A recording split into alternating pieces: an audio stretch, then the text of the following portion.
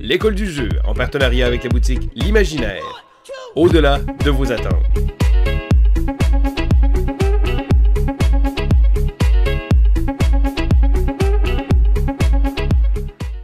Bonjour et bienvenue à l'école du jeu. Mon nom est Sylvain et aujourd'hui je débute une série de vidéos qui va s'étendre tout au courant des prochaines semaines, même des prochains mois.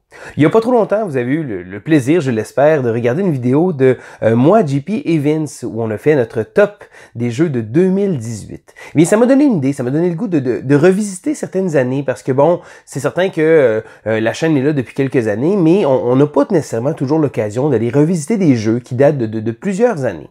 Je me suis donc permis un petit retour dans le passé pour regarder à travers les jeux que j'ai joués pour dresser un top 6 de mes jeux favoris.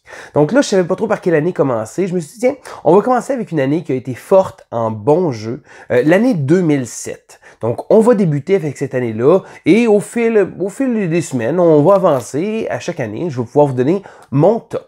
Bien entendu, je n'ai pas joué à tous les jeux, malgré le fait que j'en ai joué pas mal. Donc, il y a des jeux qui sont quand même passés sous le radar pour moi.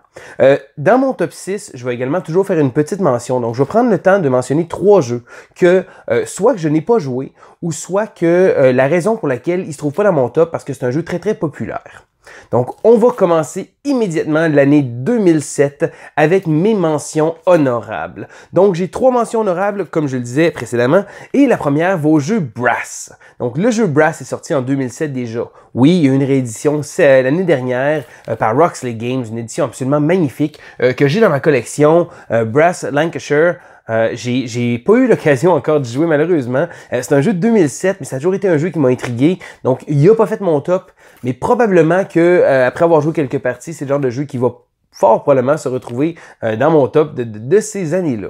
Donc, Brass est un des jeux qui manquent présentement à cette liste-là.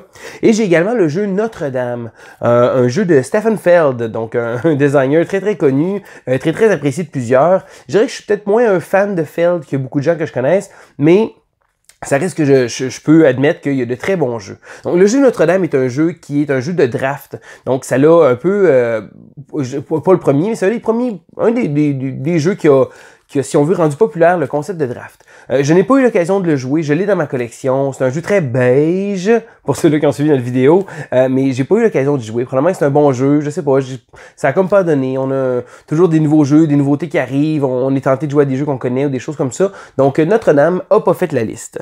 Un autre jeu, cette fois-ci un jeu que j'ai joué mais qui fait pas ma liste, c'est le jeu Jamaica. Donc, Jamaica est un petit jeu thématique pirate de course, un jeu somme toute très léger, mais quand même assez populaire. Je dirais qu'il y a beaucoup de gens qui ont joué, même qu'il y a une extension qui est sortie il n'y a pas trop longtemps, je crois l'année dernière, quelque chose comme ça.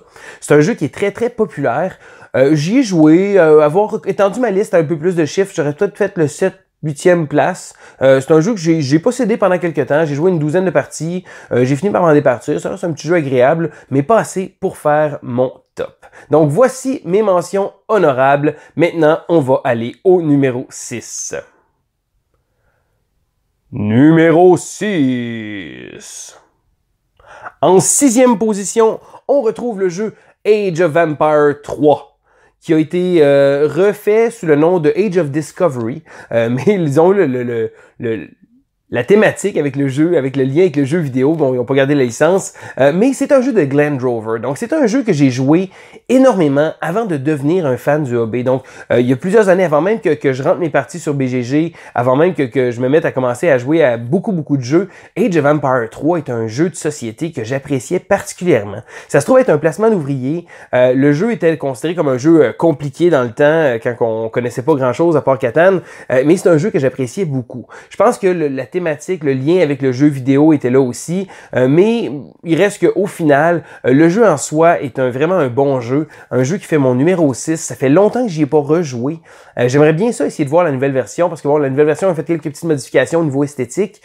C'est un jeu qui restait quand même très intéressant. Je garde d'excellents souvenirs de ce jeu-là, et c'est pour ça qu'il prend ma 6e position. Numéro 5. En 5e position, j'ai le jeu Kingsburg. Donc, le jeu Kingsburg est un jeu qui a eu, il y a quelques années encore, il n'y a pas si longtemps que ça, une deuxième édition.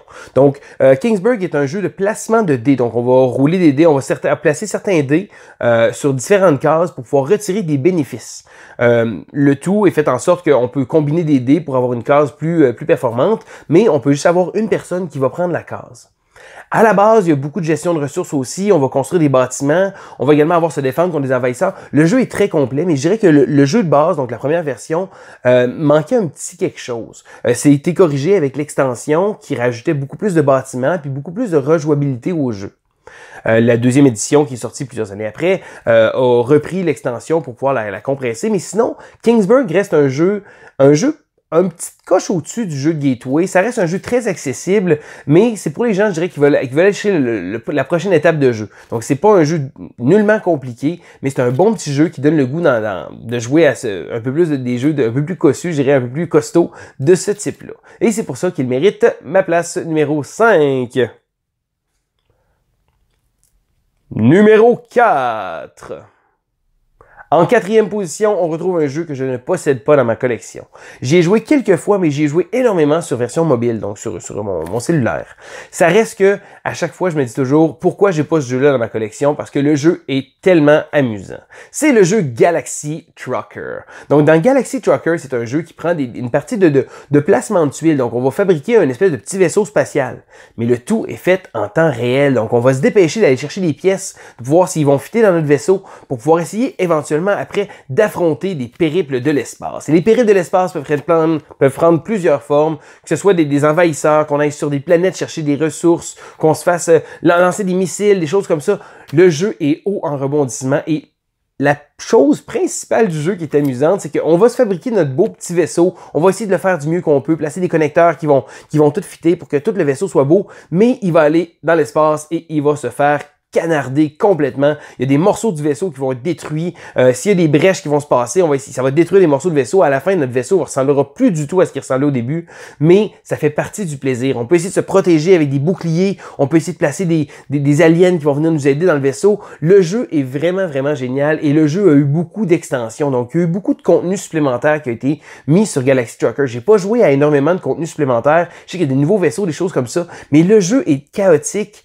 Mais chaotique d'une bonne façon. Je dirais qu'on a du plaisir, même si notre vaisseau se fait complètement démolir. Je veux dire, on a quand même beaucoup de plaisir à jouer à ce jeu-là. Moi, personnellement, du moins, c'est un jeu que je garde des beaux souvenirs. J'ai joué quelques fois, comme je disais, mais je pense que je dirais jamais non à une partie de Galaxy Trucker. Numéro 3.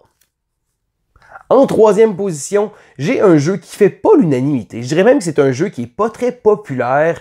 Je vois rarement des gens en parler, mais moi, c'est un jeu que j'apprécie beaucoup. C'est le jeu Chicago Express. Donc, Chicago Express est un jeu économique. Donc, c'est un jeu de train, comme on est habitué. On va avoir des actions d'une compagnie. On va essayer de faire prospérer la compagnie, d'acheter des rails de train pour pouvoir éventuellement aller jusqu'à Chicago, pour pouvoir avoir un plein potentiel, maximiser la compagnie. Mais ce que j'ai trouvé intéressant avec ce jeu-là, c'est que on contrôle pas une compagnie de train. On va acheter des actions. Et avec l'argent qu'on va payer nos actions, on va les mettre dans les coffres de la compagnie. Donc, quand ça va être notre tour, on va avoir le choix. On va pouvoir soit mettre des nouvelles parts d'enchères, des nouvelles parts de compagnie en enchères, justement, ou encore, on va pouvoir faire avancer le réseau ferroviaire.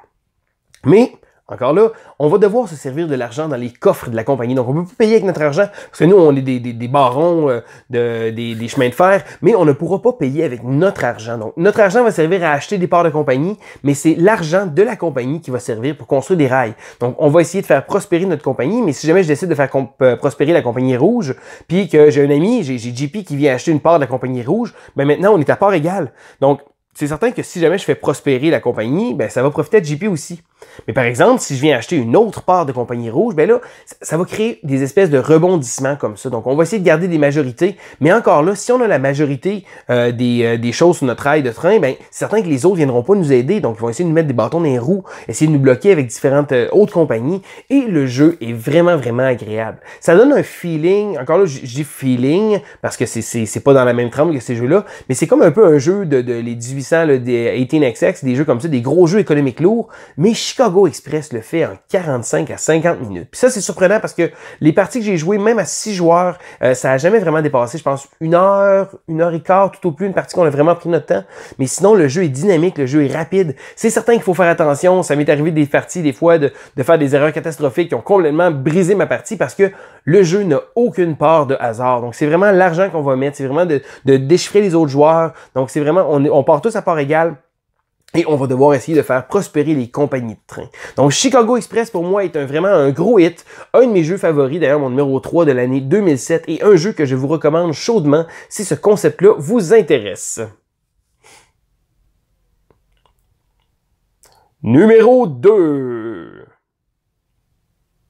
En deuxième position, on retrouve un jeu qui est très important dans ma vie ludique, je dirais. C'est un jeu qui, beaucoup de gens doivent penser que ça aurait été mon numéro 1. Malheureusement, non. C'est un jeu qui m'a fait découvrir un genre, qui m'a fait découvrir un auteur et qui m'a donné vraiment, vraiment beaucoup de plaisir. C'est le jeu Agricola. Donc, Agricola est un jeu de Uwe Rosenberg. Donc, Monsieur Rosenberg a produit une quantité incroyable de jeux absolument génial. Beaucoup de jeux de placement d'ouvriers. D'ailleurs, Agricola est un des premiers gros placements d'ouvriers que j'ai joué et c'est un concept qui a repris beaucoup. Bon, certaines personnes vont dire qu'il revient souvent au même avec de la ferme, des choses comme ça, mais Monsieur Rosenberg vient d'un milieu rural, donc c'est vraiment c'est quelque chose qu'il connaît. Puis moi, ben, j'ai toujours été fasciné par ça. Que ce soit des petits jeux vidéo comme Harvest Moon ou des choses comme ça où on va faire notre jardin, des affaires de même. Agricola nous propose ça. Cependant, il faut pas se berner. Agricola est un jeu très, très, très, très serré. Donc, ce qu'il va falloir faire, il va falloir générer une machine. Donc, on va réussir à fabriquer assez de nourriture pour pouvoir nourrir sa famille. Et c'est le concept premier d'Agricola, c'est de réussir à nourrir sa famille, la tension que ça va nous causer. Parce que la partie commence à bien aller habituellement lorsqu'il reste à peu près 2 ou 3 tours. Donc, on a réussi à créer une machine qui va bien nous autosuffire et souvent, c'est là que la partie va se terminer. Donc, on n'a pas le temps de voir le fruit de notre labeur. C'est la misère tout le long de la partie, mais c'est un jeu qui est très technique et très, très bon.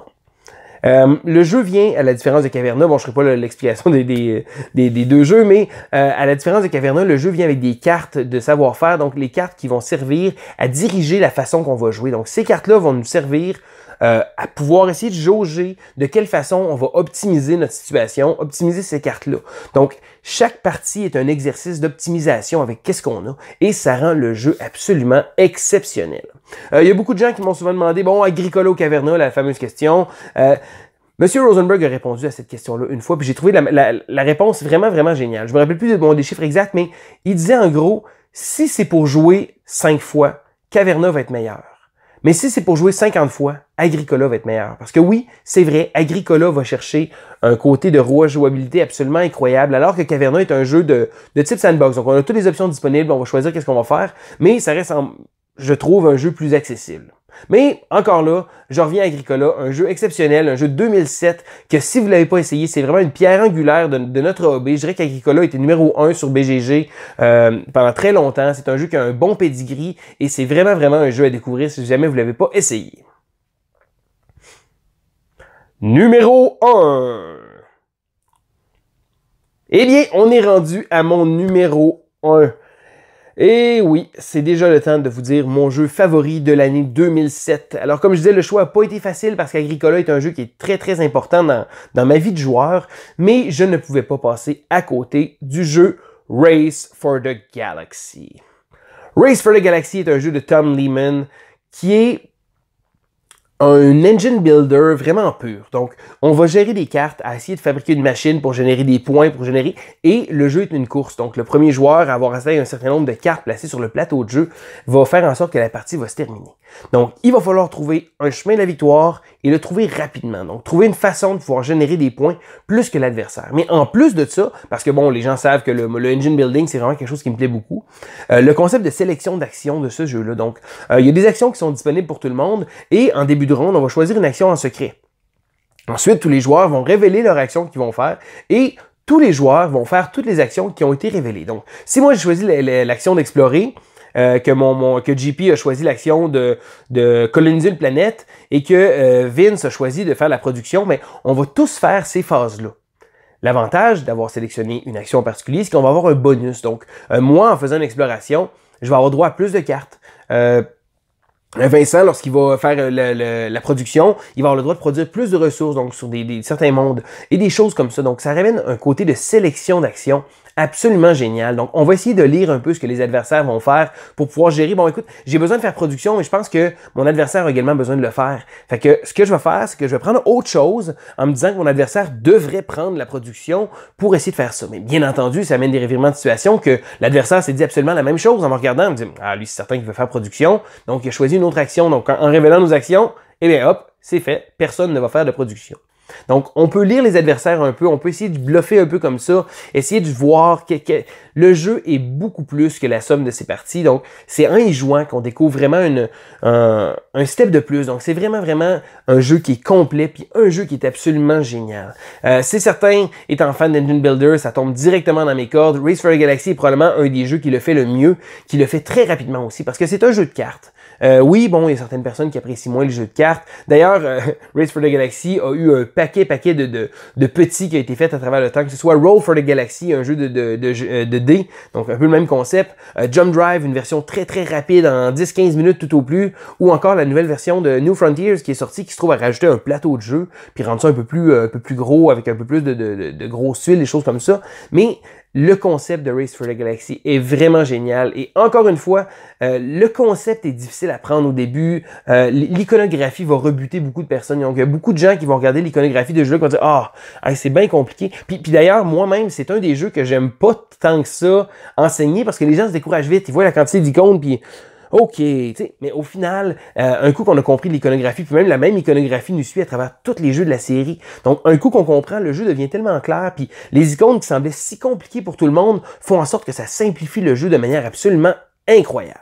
Donc, encore une fois, je pense que je pourrais en parler pendant très longtemps. Race for Galaxy, mon numéro 1 de 2007, un jeu que j'apprécie particulièrement et que je vous conseille d'aller jeter un coup d'œil. Alors, ça fait le tour de mon top 6 des jeux de 2007. Donc 2007 est une excellente année ludique, beaucoup de bons choix, beaucoup de bons jeux également, et je vais continuer comme ça d'année en année, à travers les semaines, de pouvoir vous montrer les jeux que j'ai appréciés beaucoup tout au courant des années. Maintenant, je vous demande quelque chose, c'est bien d'aller écrire vos commentaires. Vous, ça a été quoi votre jeu de 2007? Donc c'est quoi? Allez jeter un coup d'œil un peu, allez voir les années des jeux, allez voir la liste des jeux qui sont sortis cette année-là. Alors c'était Sylvain pour l'École du jeu et on se dit à la prochaine!